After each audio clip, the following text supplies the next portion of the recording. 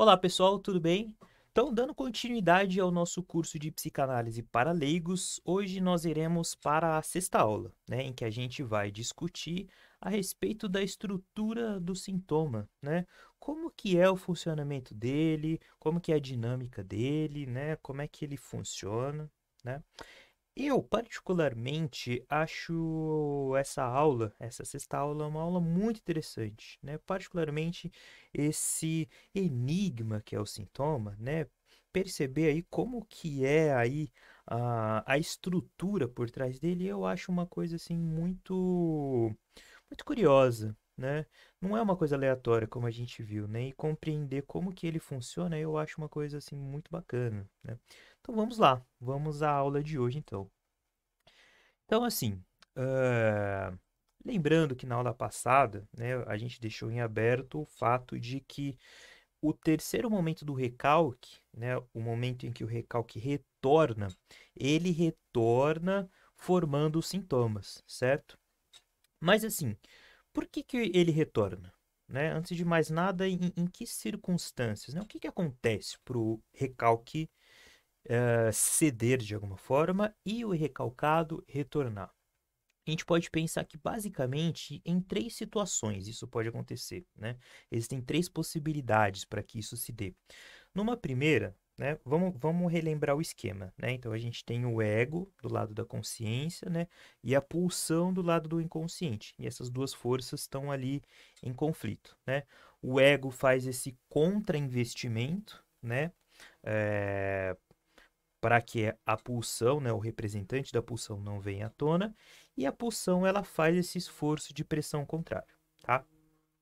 Então, uma primeira circunstância que o recalcado pode retornar é justamente quando, por algum motivo, o ego ele sofre um enfraquecimento desse contrainvestimento, né? Essa pressão contrária por alguma razão que o ego esteja, assim, digamos, debilitado, esteja passando por uma situação que ele esteja, digamos, enfraquecido, esse contrainvestimento ele cede um pouco e aí o poder da pulsão, né, a força da pulsão, encontra aí essa via de acesso e o recalcado vem à tona, né?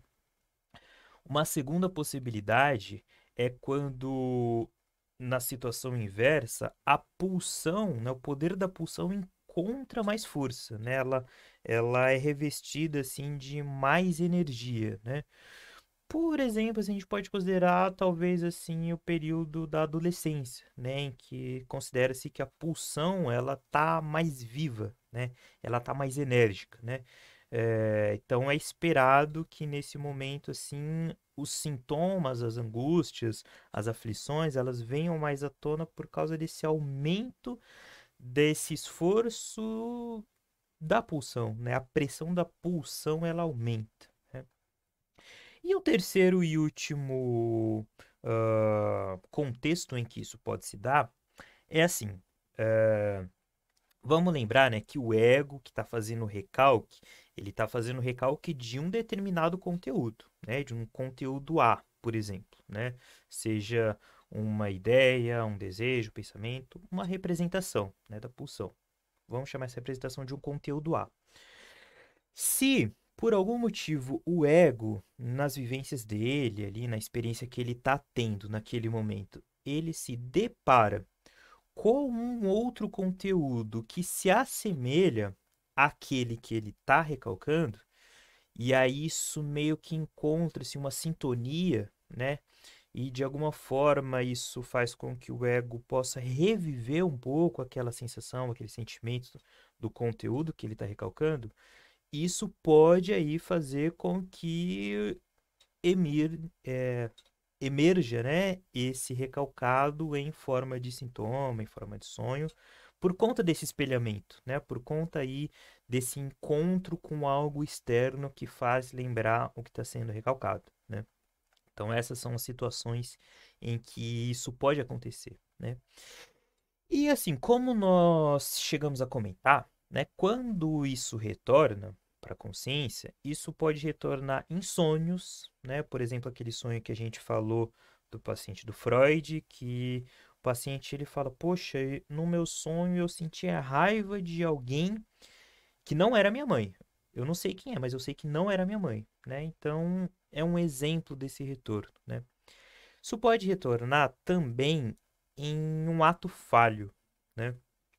E o ato falho, ele é muito curioso, assim, né? Porque a gente costuma dizer que ele é um ato falho para a consciência, porque para a inconsciência ele é um acerto, né? Ou seja, tem coisas que a gente está dizendo e escapa, né? E sai uma outra coisa, essa outra coisa que sai, na verdade, não é aleatório, é uma informação do inconsciente que consegue vir à tona, né? Aconteceu aí publicamente um exemplo bem interessante disso, né? Vocês conseguem até encontrar vídeos aí na internet em que o ex-presidente dos Estados Unidos, Bush, ele estava fazendo um pronunciamento, né, a respeito da guerra da Ucrânia, né? E na fala dele, né, ele estava construindo todo o raciocínio dele e tudo, e aí ele diz o seguinte, né? Ele diz algo mais ou menos assim. Ele fala, olha, toda essa guerra, toda essa estrutura bélica que está sendo aí investida contra o Iraque é infundado. E aí ele se corrige, o Iraque não, a Ucrânia, né? Aí ele até faz uma expressão muito peculiar, assim, né? Então, olha, olha que interessante, né? O Bush dizendo que o investimento bélico, todo o aparelho do exército indo contra o Iraque é infundado. Poxa, por que que ele disse logo o Iraque? Né? Procurem esse vídeo depois no YouTube, é muito interessante, né? Tanto que é, foi aí um assunto bem polêmico, né? Circulou em vários canais de notícia aí, né? Então a gente pode pensar, poxa, se ele ia dizer Ucrânia, existem tantas palavras que ele poderia colocar no lugar, né? Existem tantos países, centenas de países que ele poderia trocar. Por que que ele trocou logo por Iraque, né? Então o ato falha é isso, né? É aquela coisa que a gente diz, a gente fica até meio embaraçado quando a gente diz, porque a gente percebe que a gente falou uma revelação, né? Então, é uma revelação que vem do inconsciente, né? Uma forma como esse recalcado aparece. E se a gente prestar atenção no nosso dia a dia, a gente comete vários desses atos falhos que não são aleatórios. As palavras que surgem, pelo contrário, são palavras muito bem colocadas, que a gente não queria que fossem colocadas, mas são colocadas, né?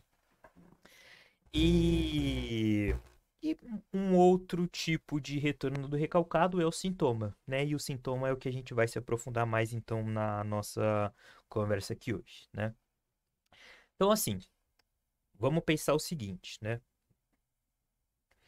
O sintoma, ele vem de onde? Ele vem do recalcado, certo? Então, o recalcado ele é fonte do sintoma, né? Só que assim, o sintoma quando ele se apresenta para o eu, quando o eu olha para o sintoma, ele não vê no sintoma nenhum sentido, né?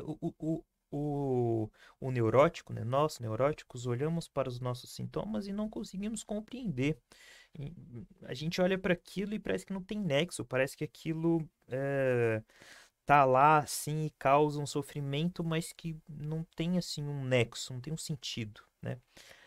Mas, mesmo que para a consciência, para o ego, né, para o neurótico, ele não tenha sentido, o sintoma, ele é um representante daquilo que foi recalcado, né?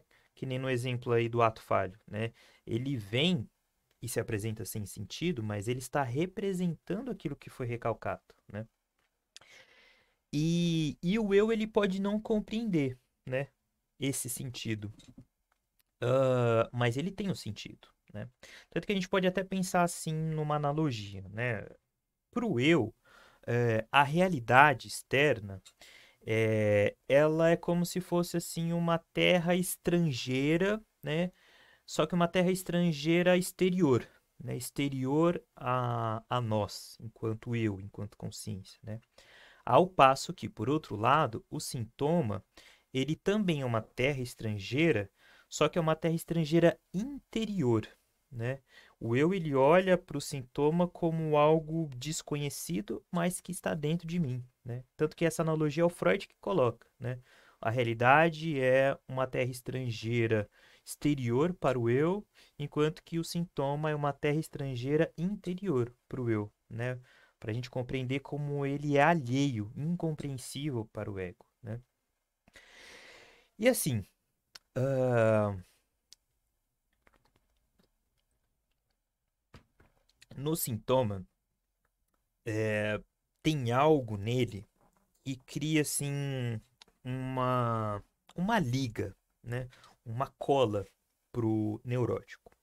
Por quê? Porque assim, a neurose, né? Nós neuróticos estamos sempre assim envolvidos com algum sentimento de culpa.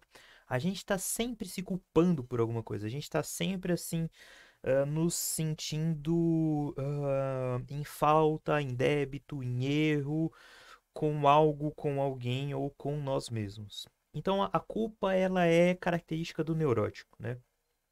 E essa culpa ela pode ser mais ou menos inconsciente, né? Só que essa culpa, ela de certa forma reforça o sintoma. Ela reforça o nosso sintoma. Por quê? Porque de certa forma, aí, é, de maneira inconsciente, nós fazemos do nosso sintoma um castigo, uma penitência, algo do qual nós não nos livramos porque nós temos que sofrer. Nós temos que sofrer para pagar essa culpa. Nós temos que sofrer porque a gente merece, né? Então isso é muito presente assim na nossa estrutura neurótica, né? Tanto que a gente pode até citar, sem nos aprofundar muito, né? Mas algo que também é característico da neurose é uma certa agressividade, assim, consciente, né? Principalmente o neurótico obsessivo, né? Ele tem, assim, uma hostilidade, uma agressividade que ele tenta camuflar, assim, de milhões e de milhões e de milhões de formas possíveis. Mas a culpa tá sempre lá, tá sempre presente, né? Lembrem que a gente falou que o afeto não consegue ser camuflado, não consegue se tornar inconsciente. Então é isso, né? Então a gente tem sempre a sensação de que a gente tem que estar se sentindo culpado por alguma coisa. Às vezes a gente nem consegue dizer muito bem por quê, mas a culpa tá lá, né? Isso faz parte do neurótico. Então isso reforça o sintoma, né? Então, se por um lado o sintoma está sendo reforçado por essa culpa, né, digamos, do lado consciente, ele também está sendo reforçado do lado inconsciente, porque o sintoma ele é uma satisfação substituta, uma satisfação substitutiva, a gente vai entender isso melhor, mas é uma satisfação dos nossos desejos sexuais inconscientes, né? Então, assim, já que eu não posso satisfazer todos os meus desejos, então eu substituo aquilo por um sintoma, e o sintoma ele tem também um quê de satisfação, ele traz assim um certo alívio. A gente vai compreender como, né? Mas só para a gente começar a pegar essa ideia de que o sintoma ele é sustentado pelos dois lados, às vezes por vários lados, né? Pela culpa consciente, pelos desejos inconscientes, então o sintoma está lá e ele vai se manter lá por toda uma estrutura que mantém ele lá, né? É, E assim, pensando nisso, né? Nessa questão aí dele ser mantido por dois lados, esses dois lados têm assim uma certa ambivalência. Por quê? Porque ao mesmo tempo que eles estão lutando, né, o consciente e o inconsciente, eles estão lutando, brigando, disputando, mas eles estão meio que também fazendo um certo acordo, um certo contrato, um certo pacto, né? Que é o sintoma. O sintoma ele também é assim meio que uma certa uma formação de compromisso entre os dois lados, né? Porque assim vamos pensar o seguinte, né? A gente tem lá o conteúdo, né, que foi recalcado, né? Esse conteúdo, ele quando ele retorna, né, para a consciência, ele retorna deformado, né, ou seja, ele está presente, mas o ego não reconhece, ele não percebe que ele está lá, né, nos sonhos, nos afares, nos sintomas. Então, é como se o sistema psíquico consciente permitisse que ele viesse à tona só se ele vier camuflado, só se ele vier meio deformado, só se eu não o reconhecer, né? E essa deformação, né, essa transformação que esse conteúdo sofre, ela sofre aí por sistemas de condensação. Então, esse conteúdo ele é meio que condensado eh, em, em um formato bem compacto, né? Ou às vezes ele é deslocado assim de uma ideia para outra. A gente chegou a ver isso, né? E ou esse deslocamento, ou essa condensação, ou às vezes as duas simultaneamente, deformam esse conteúdo para que ele possa vir à tona sem ser reconhecido, né? Então isso é um compromisso entre os dois lados, né? Dá para começar a perceber isso, né? A gente vai vendo como que isso vai funcionando, né? Então é como se, de certa forma, o consciente, ou o sistema psíquico pré-consciente e o consciente ele tivesse assim, algumas exigências, né? Ele só permitisse esse conteúdo vir à tona se ele correspondesse a essa censura, né? Às exigências dessa censura, né? É, E aí, então, a gente percebe que nessa mesma formação, né, que é o sintoma, né, porque o sintoma ele é uma constituição de alguma coisa, né, a gente simultaneamente agrada tanto os desejos inconscientes quanto as exigências defensivas, né, por isso que é uma formação de compromisso, né. É, E além de ser uma formação de compromisso, é interessante porque, assim, o sintoma,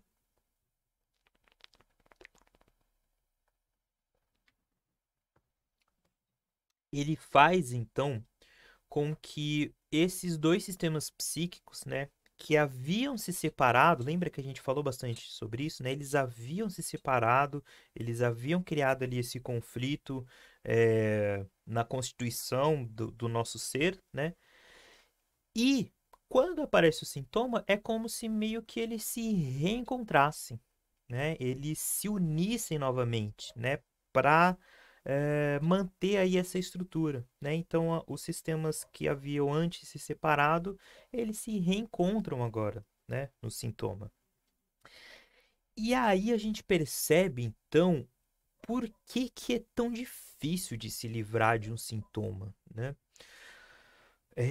Quando a gente se depara com um paciente, né, que o paciente que chega pra gente e fala, olha, eu tô aqui porque eu quero me livrar disso daqui, que tá me fazendo sofrer, né? É, por mais que ele diga aquilo, né, conscientemente, a gente percebe que no fundo, no fundo, no fundo, ele não quer se livrar daquilo, né? Ele quer achar uma maneira de poder continuar vivendo tendo satisfação na vida, com aquele sintoma, só que ele quer que aquele sintoma volte a funcionar. Porque o sintoma, ele na verdade, de certa forma, não é uma falha. Ele, na verdade, ele é uma construção, né? E por ser uma construção que é tão difícil de se livrar, porque ele está sendo sustentado por vários lados, né? Então, por exemplo, vamos pensar o seguinte, ó.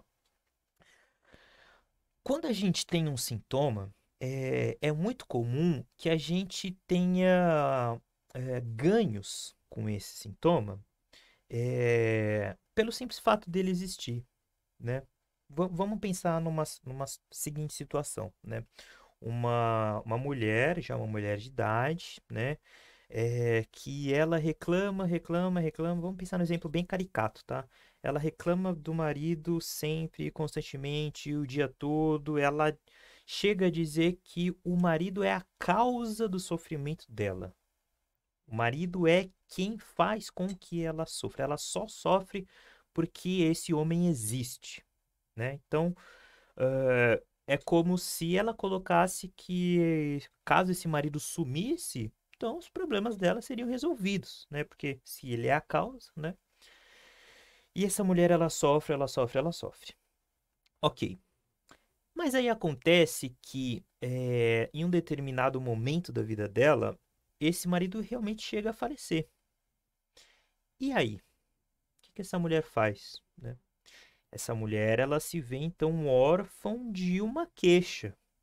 Ela se vê órfã de uma justificativa para o sofrimento dela. Ela não tem mais como justificar aquele sofrimento. E aí? Né?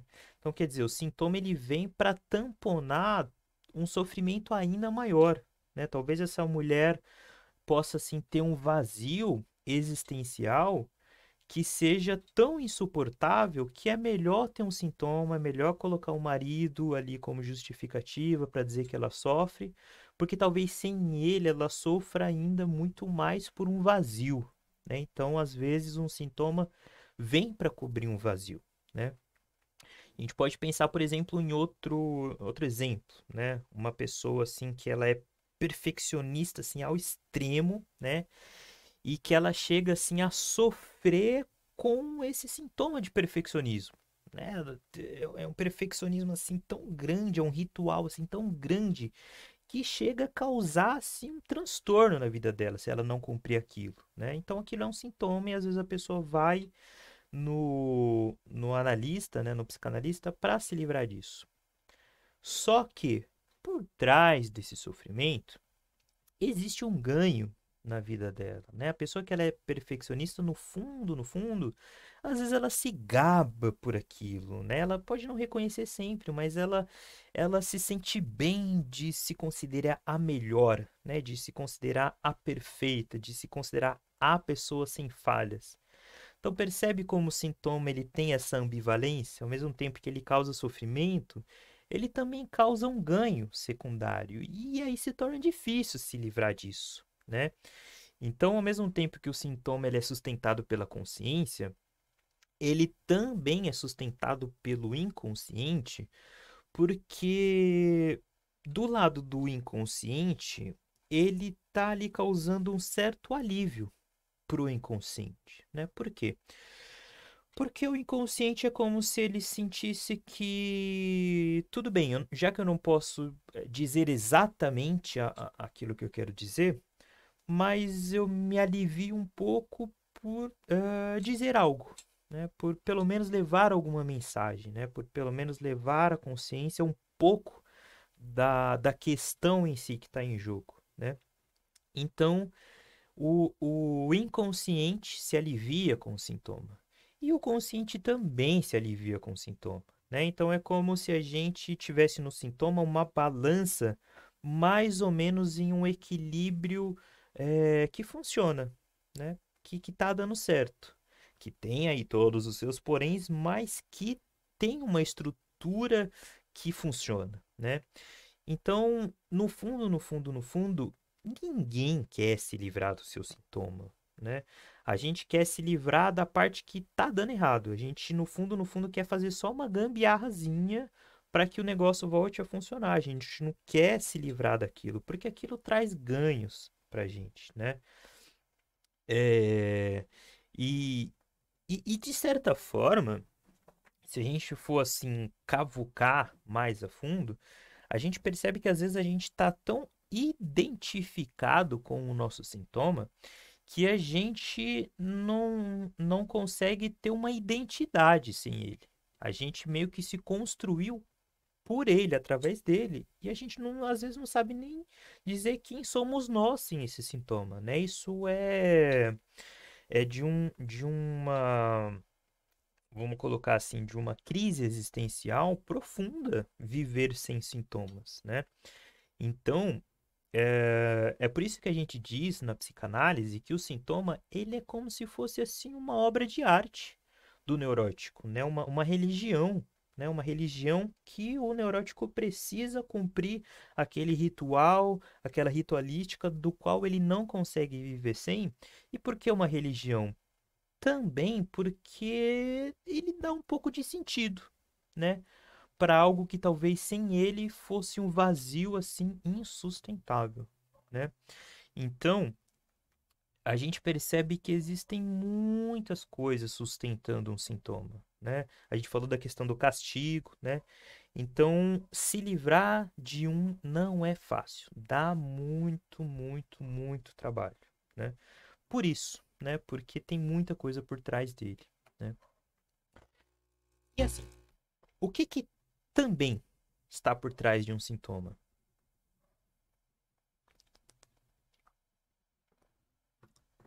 E aqui as coisas começam a ficar ainda mais interessantes, né? Também está por trás de um sintoma um símbolo, uma mensagem, né? Uma mensagem codificada, né? Que precisa ser traduzida, né? Que o eu olha para aquilo e não consegue traduzir, né? Por exemplo, tem um exemplo bem bacana que o Freud traz pra gente, de um dia que ele estava conversando com um amigo dele. E esse amigo dele estava relembrando assim de algumas experiências que ele teve na juventude, né, quando ele era mais novo, porque na época lá que ele estava conversando com o Freud, se eu não me engano, acho que ele já era doutor em filosofia, né?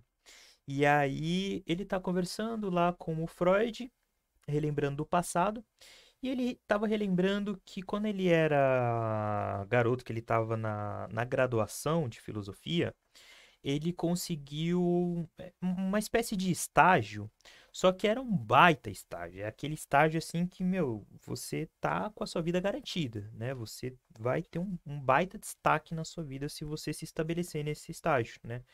Que era o estágio, assim, um trabalho de secretário do ministro, né? E ele se sentia super bem naquele trabalho, né?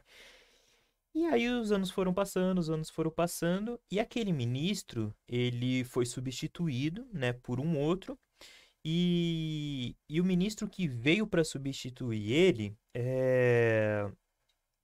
nessa mudança, não ficou com esse secretário, amigo do Freud, né? Ele substituiu, ele colocou um outro secretário no lugar dele, né? E aí o amigo do Freud estava contando então essa história, e aí quando ele estava contando isso, ele estava pegando um pedaço de bolo e ele ia colocar na boca e o pedaço cai. Quando ele estava falando desse emprego que ele perde, né? É, E aí olha que interessante, né? Um pedaço de bolo que ele deixa cair, né? O Freud olha para isso e fala: "Poxa, isso é um ato simbólico". Um ato simbólico por quê, né? O Freud ele tenta até meio que jogar um verde, assim, ele tenta soltar no ar para ver se o amigo dele ia pegar, né? E o Freud diz o seguinte: poxa, você perdeu um bom bocado, né? E aí o que acontece? O amigo do Freud, ele repete essas palavras assim com uma energia. Eu falei, sim, eu perdi esse bocado quando eu perdi o meu emprego, né? E aí ele continuou a falar muito mais assim sobre essa situação, né, o amigo do Freud, e relembrar como se ele estivesse revivendo aquela situação. Só que ele não pegou a questão do ato simbólico, né? Ele não percebeu que o fato dele ter deixado cair estava simbolizando esse bom bocado que ele perdeu, né? E a questão é justamente essa, né? A gente não se dá conta dos nossos atos simbólicos ou dos sintomas, né? Desses atos sintomáticos ou de sintomas de fato que a gente expressa e vivencia o tempo todo, né? Então, isso é um caso muito interessante para a gente pensar isso, né? Ele tá lá no livro é, Psicopatologia da Vida Cotidiana. Nossa, é um baita livro que tem vários e vários e vários exemplos desses símbolos, né, que a gente vivencia na nossa vida cotidiana, né? Então, então o sintoma é isso, né? O sintoma, ele de certa forma, ele traz assim uma mensagem que não é a gente que está dizendo, né? É como se fosse um outro sujeito dizendo por nós, né? E como que a gente chega? Como é que a gente acessa? Como é que a gente vai lá na fonte aí dessa informação? pelas lacunas das nossas falas, né? Pelos buracos, pelas falhas, né? Por aqueles momentos do nosso discurso que falta um sentido, que tem um buraco, tem uma lacuna mesmo nas nossas manifestações conscientes, né? Então, à medida que a gente vai seguindo esse rastro de pão, esse rastro de migalha, a gente segue o caminho pro inconsciente, para a mensagem do nosso inconsciente, né? E a gente, então, percebe pela psicanálise, a psicanálise é que traz aí essa demonstração que essas descontinuidades, essas falhas, esses buracos no nosso discurso não são aleatórios, não são por acaso, não estão aí por, por uma ausência total de sentido. Não, eles têm um sentido, na verdade. Quem não compreende o sentido é o ego, mas existe um sentido, né?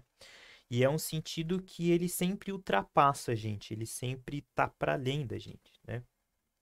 Então a gente pode dizer, de certa forma, né, que é quase como se fosse um outro sujeito que se impõe sobre nós, né? Que é um sujeito que nós desconhecemos. Por que que é um outro sujeito? Porque, poxa, se é uma informação que tem sentido, se é uma mensagem, então essa mensagem foi criada por um sujeito, não é aleatório, né? Então esse outro sujeito a gente pode dizer que é o sujeito do inconsciente, né? E quando a gente se depara com essa mensagem, a gente se sente meio que atropelado, né, por essa mensagem, por esse sujeito, porque ela não vem assim de maneira sutil, agradável. Nós muito bem sabemos que os sofrimentos dos nossos sintomas são coisas assim avassaladoras, nos desestabilizam, nos atropelam, nos tiram assim do eixo da nossa vida, né? E aí é que vem o papel muito interessante da análise diante disso tudo. Por quê?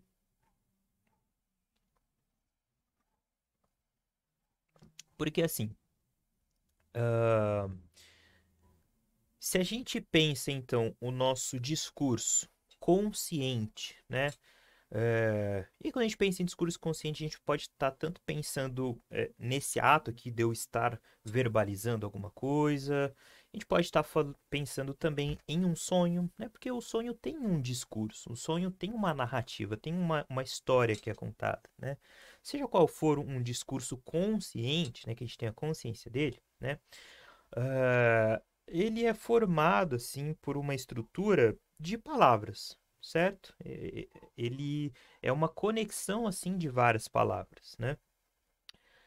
Só que nessa estrutura, às vezes, nessa lacuna, nessa falha, existe um buraco. Um buraco em que, nesse vazio, deveria ter uma outra palavra que não tem, que está faltando, que foi retirada. E aí a gente pode então dizer que o sintoma ele está marcando a ausência de uma palavra, percebe? E aí é que vem a função do analista, né? Porque o psicanalista é aquele então que vai restaurar ou instaurar, dependendo da situação, essa estrutura, né? Ou essa continuidade, essa organização em que está faltando uma peça, está faltando um elemento, está faltando uma palavra, né? Como que isso é feito, né? Por meio da interpretação desse sintoma, né? Quando a gente interpreta esse sintoma, essa mensagem, a gente consegue restaurar a palavra, restaurar o sentido, restaurar ali ou instaurar, né? Esse significado que estava faltando na nossa compreensão, né? No nosso discurso. E essa compreensão ela não é uma compreensão qualquer. A gente está falando de qualquer tipo de compreensão. A gente está falando, desculpe, a gente está falando de uma compreensão que, de certa forma, reconstrói toda a nossa história. Reconstrói a maneira como a gente pensa a nossa história, pensa quem nós somos, né? A maneira como nós nos enxergamos, né? Por quê? Porque, de fato, aonde tem um sintoma, é porque nesse lugar existe algo da nossa história do qual nós não estamos conseguindo pensar, falar, ou muitas vezes até olhar, né, para a nossa história. Então, essa palavra que o analista ajuda a pessoa a recolocar na nossa narrativa faz com que a gente consiga se reposicionar na nossa história, rever a nossa história, e dar a ela uma reconstrução para algo que antes faltava assim uma coesão, né, um nexo, né? Então, o sintoma ele traz essa ausência de sentido para uma parte importantíssima da nossa história, que não é uma parte assim qualquer, né, aleatória.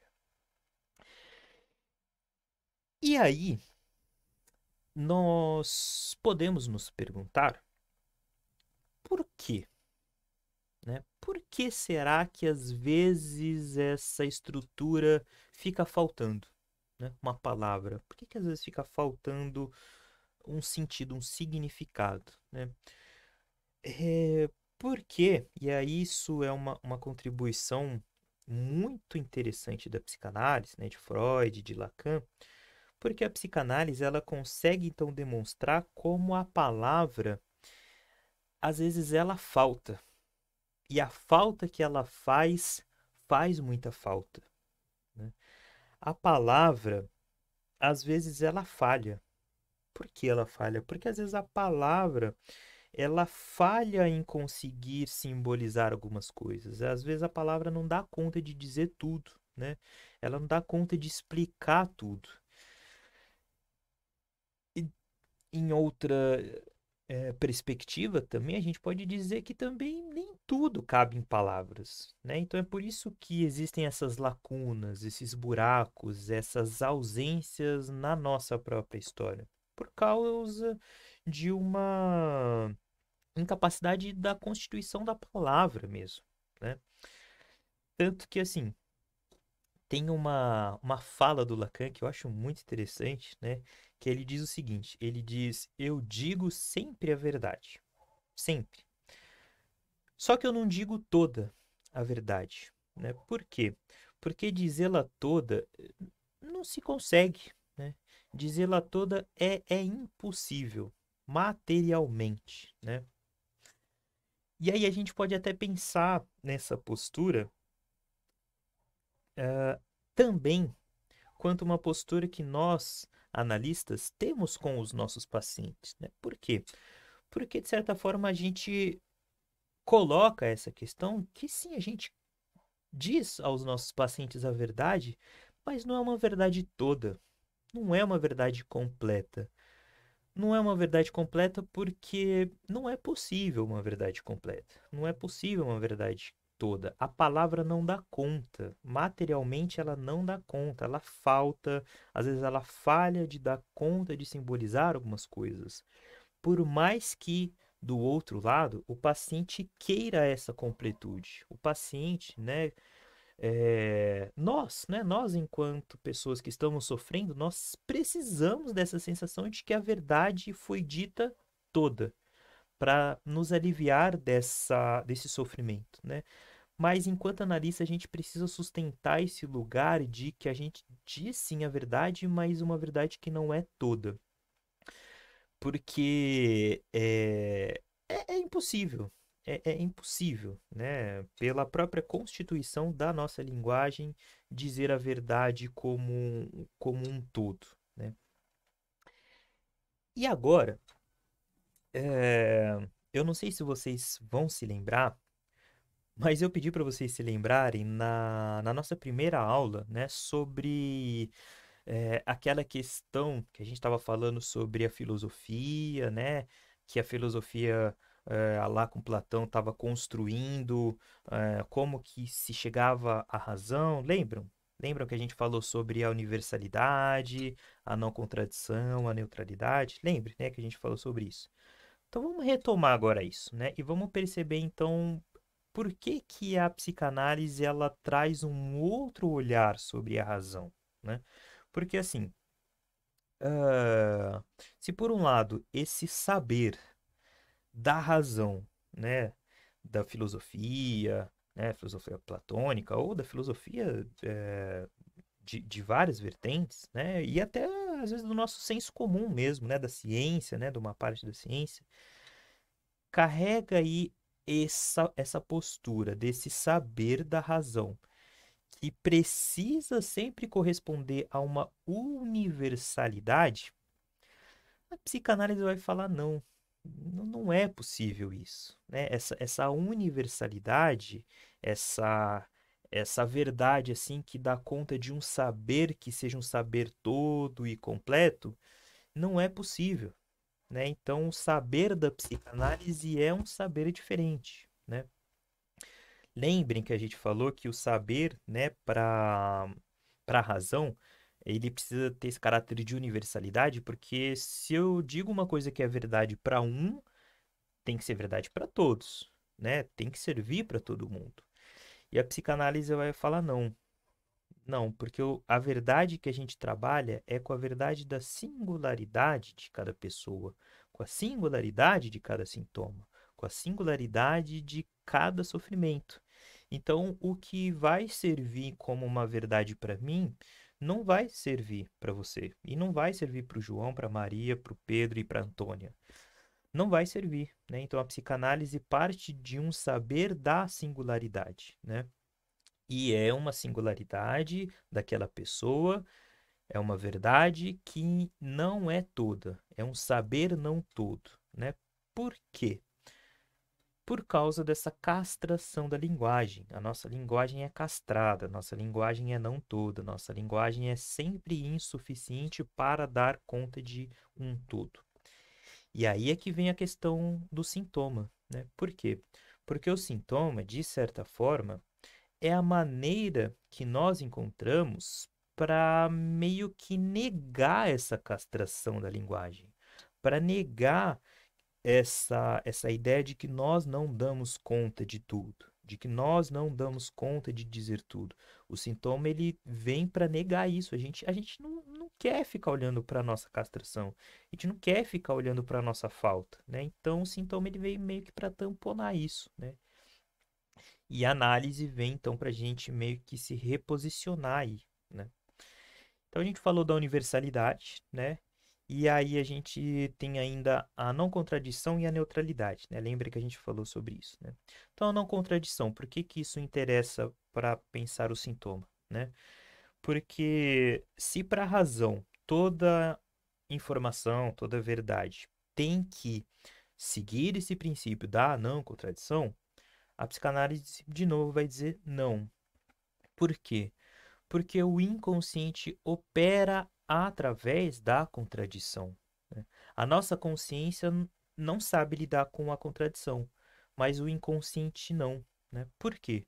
Porque para o consciente, para nós, lembre que a gente viu, por exemplo, o caso do Homem dos Ratos, né? Que ele odiava o pai, mas ele também amava o pai. Como é que eu odeio e amo meu pai ao mesmo tempo? Então eu recalco a, o ódio pelo meu pai e fico só com o amor, né? E esse ódio recalcado vai virar outra coisa, né?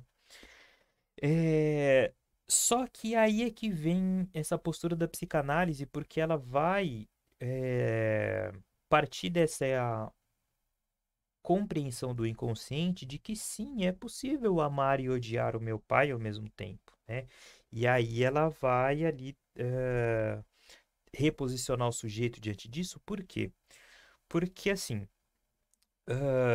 de certa forma também, o sintoma ele vem meio que para ir para o outro extremo oposto da não contradição, né? Ele encontra um jeito ali de de tamponar essa contradição, né, de não olhar para ela, né?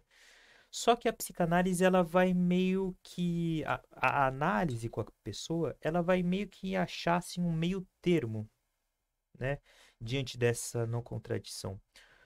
Por que meio termo, né? Porque é como se a gente tentasse fazer com que o paciente trabalhasse um pouco essa ideia de que, poxa, talvez seja um pouco possível, sim, você amar e odiar ao mesmo tempo alguém, né? Talvez sim, isso seja possível. Então, a análise, ela meio que faz com que a gente suporte as nossas contradições, com que a gente aceite que nós estamos o tempo todo em contradição, que nós olhemos para as nossas contradições e meio que a gente possa bancar elas de alguma forma, né? Porque o sintoma é uma maneira de negar elas, né? A razão é uma outra maneira de negar elas, né? E a análise meio que tenta fazer a gente buscar aí um meio termo, né? Suportável, né? Um meio termo sustentável aí dessa contradição, né? E o outro princípio, então, lá da razão, né? Da filosofia, é a neutralidade, né? Ou seja, a gente precisa formular uma verdade que seja neutra, ou seja, que seja independente da vontade, do desejo de cada um. E a psicanálise vai falar não. A psicanálise vai mostrar que, na verdade, a verdade, ela depende do desejo inconsciente de cada um.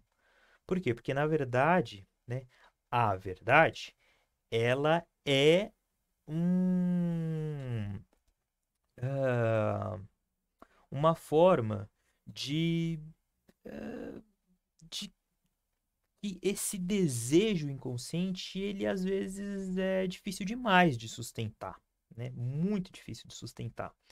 E aí, ah, a gente costuma dizer que na análise, né, no processo de análise, a gente meio que vai encontrando assim uma ética para o nosso desejo. Por quê?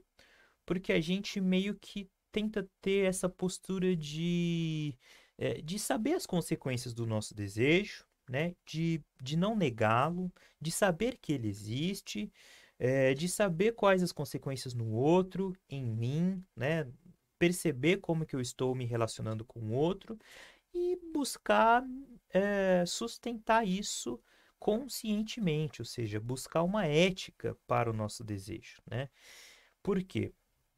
Porque do outro lado, né, a gente tem o sintoma operando como se fosse assim uma forma de gozar do nosso desejo sem assumi-lo, sem reconhecê-lo, né? Só que qual que é o ponto? O gozo, para a psicanálise, ele tem essa dupla faceta, né, de prazer e desprazer, né? Então é como se eu gozasse do meu sintoma, né?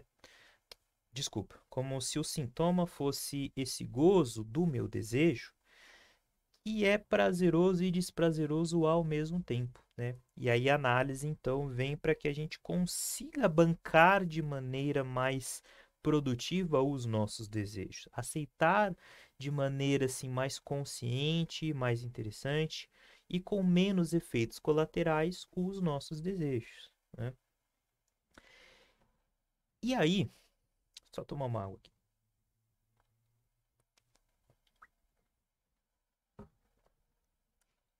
E a gente falou então muito sobre a estrutura do sintoma, né? E em poucas palavras, então, como que a gente pode dizer que é a estrutura de um sintoma? Ou seja, a estrutura ela responde. Porque assim, se nós estamos falando em uma estrutura, a gente está falando em uma certa organização, certo? Ok. Então, se a gente está pensando em organização, ou seja, contrário de aleatório, então essa organização ela tem que seguir algumas leis, né? Então, de maneira simples, de maneira um tanto resumida, que leis que o nosso sintoma, que leis que a estrutura do nosso sintoma obedece? Vamos pegar os exemplos para pensar isso. Lembrem do amigo do Freud, né? Que ele perde um bocado, né, quando ele está pensando no emprego que ele perdeu, né? Esse é um exemplo. Vou pensar em outro exemplo, né? Do caso da Ana O, né? Lembrem que ela não bebe mais água porque ela teve nojo da colega dela, né? Vamos pensar em mais um outro exemplo, né? O caso lá do Homem dos Ratos. Eu não consigo parar de pensar nisso. Por quê? Porque tem algo no qual eu não posso pensar, né? O último exemplo, lá o do pequeno Hans, paciente também do Freud, em que ele tem medo de cavalo, por quê? E para quê? Para não ter medo do pai. Gente, se a gente olha para esses exemplos, a gente percebe que os sintomas são metáforas. Os sintomas são metáforas de algo que está em um outro sistema não compreendido, né? Ora, então, se são metáforas, né? A gente olha para esses exemplos e percebe que os sintomas são trocas, são substituições, segue uma organização e segue uma estrutura que obedece às leis da linguagem. E é aqui que a gente chega então nos finalmentes, né, dessa estrutura, que é uma estrutura linguageira, né, que obedece às leis da linguagem. Então, mais uma vez, o sintoma não é aleatório, ele obedece a determinadas leis. E para o analista conseguir olhar para o sintoma de um paciente e compreender as leis que estão ali em jogo, ele precisa então compreender o quê? A linguística. Ele precisa estudar a linguística para compreender quais leis estão operando, quais leis estão em funcionamento no sintoma daquele paciente que parece ser algo assim tão difícil de compreender, né? E assim, um outro exemplo para vocês, que é um exemplo bastante interessante também, que vocês também conseguem ver na internet, para observar mesmo, para olhar esse fenômeno do inconsciente apresentando essa estrutura de linguagem, né? Depois vão dar uma olhada no canal do Pyong Lee, porque ele faz lá a hipnose, né, com várias pessoas, e a hipnose de fato é um fenômeno muito interessante, né? O Freud ele dizia que a hipnose ela é a evidência que existe um inconsciente, né? E aí lá no canal do Pyong Lee existe um vídeo específico em que ele hipnotiza o Fábio Porchat, né, o humorista Fábio Porchat. Vão lá depois assistir esse vídeo, né? Por quê? Porque nesse vídeo o Pyong, ao hipnotizar o Fábio, ele faz ele se esquecer do nome dele. Então, ele se tornaria incapaz de lembrar o próprio nome, né? E ele hipnotiza e o Fábio faz força para falar, né? E ele não consegue. Legal. Mas o que que nos interessa aí?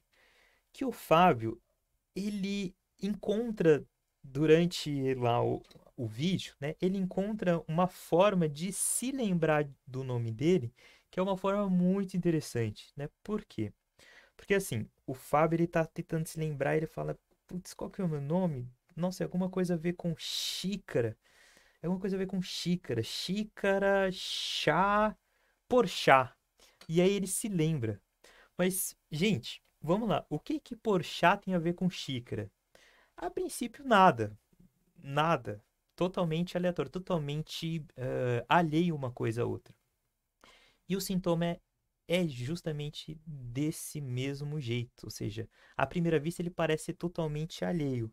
Mas da mesma forma como a associação que o Porchat foi fazendo, foi sendo uma associação que foi seguindo trocas de palavras, né? Sufixos e prefixos que formaram e chegaram ao núcleo que ele estava tentando lembrar, né? Xícara, chá, por chá.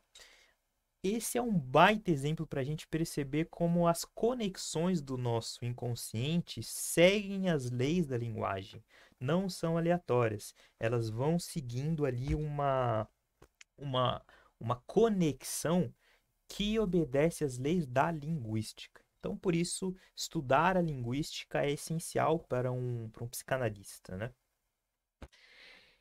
É, E uma outra questão sobre o sintoma, também uma questão assim muito curiosa, muito interessante para a gente pensar, que é o fato de que o sintoma ele ele meio que demanda, assim, ele exige, ele pede com veemência para ser interpretado, né? Por quê, né?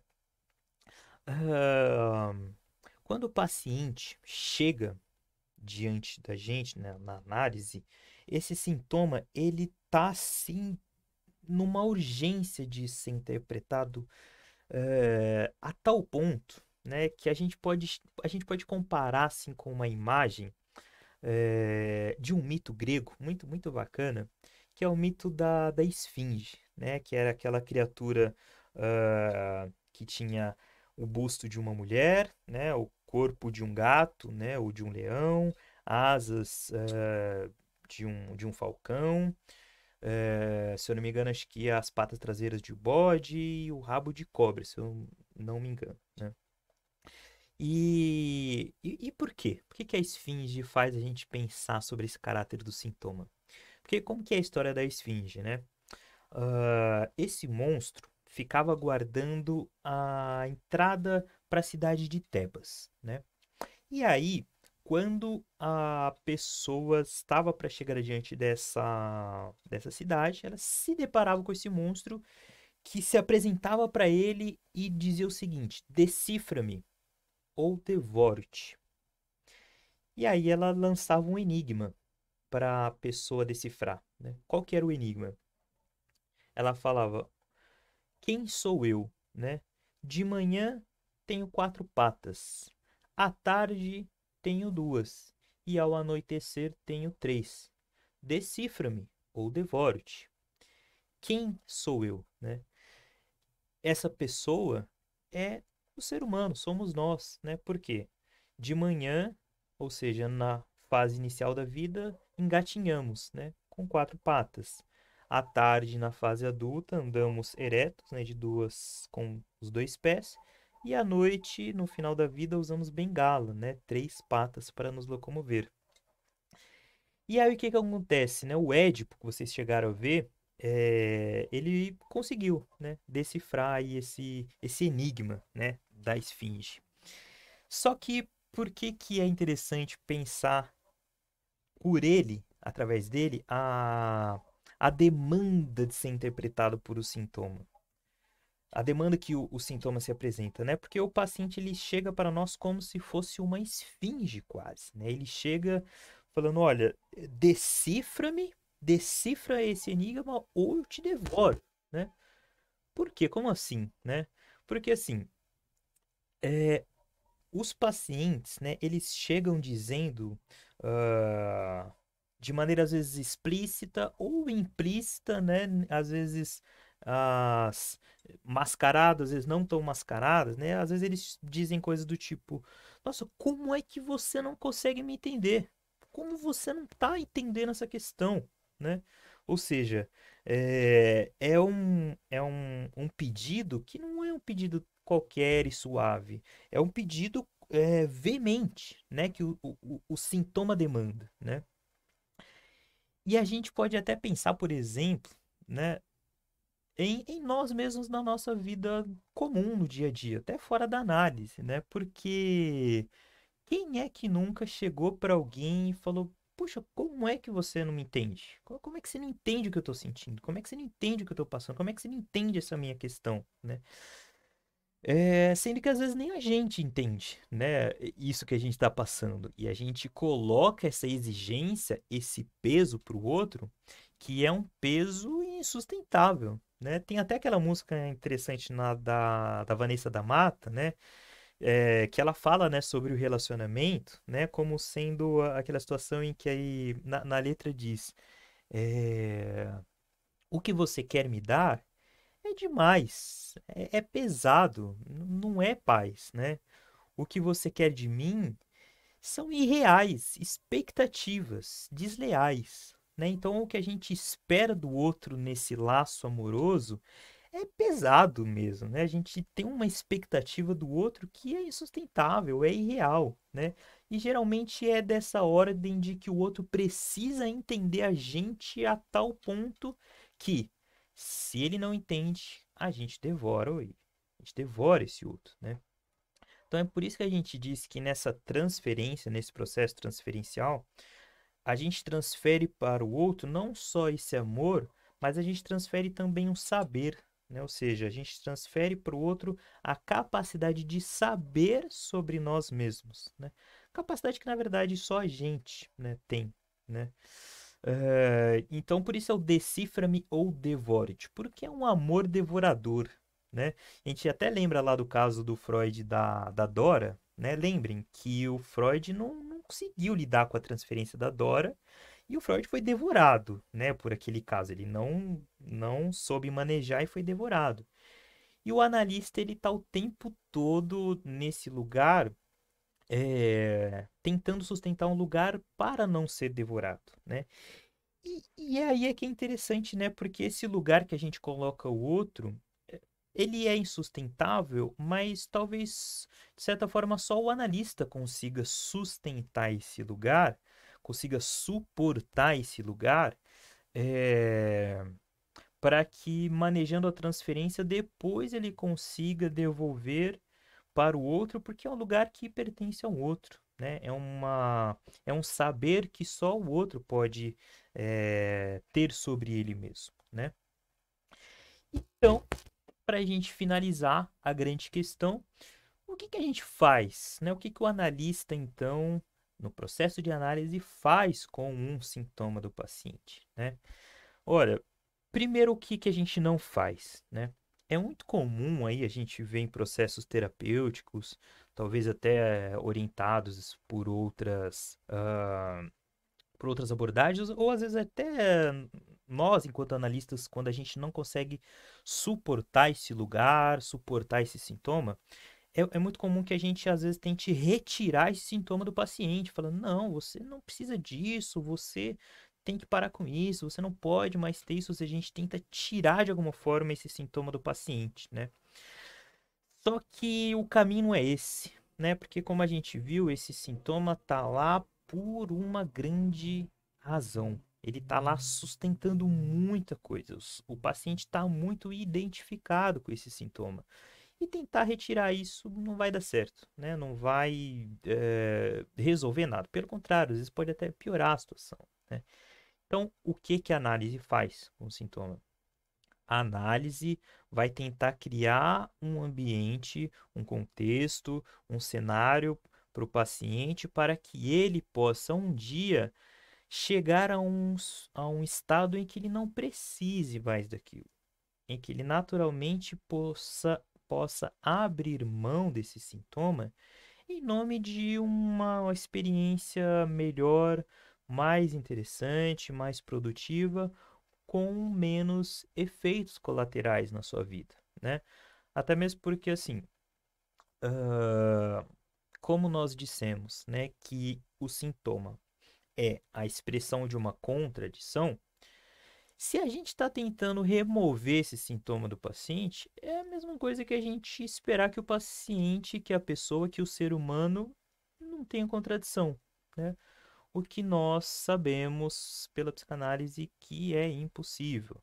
Só é possível para o sujeito estar na vivência com outros seres humanos, no convívio social, só é possível para o sujeito estar nessa experiência da linguagem por meio da contradição. A gente só pode viver no mundo com contradição, por meio da contradição. E o que a psicanálise faz, então, na verdade, é fazer com que nós banquemos nossa contradição, aceitemos nossa contradição, saibamos conviver com ela e, no melhor dos cenários, fazer até alguma coisa, saber fazer algo com essa contradição. Porque tentar viver sem ela é tentar negar a nossa castração, tentar negar uma verdade que vai nos assombrar a vida inteira. Então é isso, aqui a gente finaliza o sintoma e aí na próxima aula a gente vai entender aí melhor como que é o manejo então dessa transferência que a gente só chegou a citar aqui, né? Como que isso acontece, como que isso opera e como que a gente lida com ela, com cada paciente nesse cenário aí turbulento, certo? Então um abraço para vocês e até a próxima aula.